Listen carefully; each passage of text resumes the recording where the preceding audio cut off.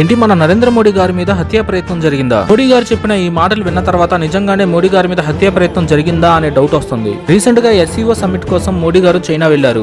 అక్కడ Russia president అయిన Putin Modi గారి కోసం దాదాపు 40 నిమిషాలు వెయిట్ చేసి మోడీ గారు వచ్చాక పుటిన్ తన అత్యంత సెక్యూరిటీ కారులో ఎక్కించుకుని వెళ్లి కొన్ని సీక్రెట్స్ మాట్లాడుకున్నారంట.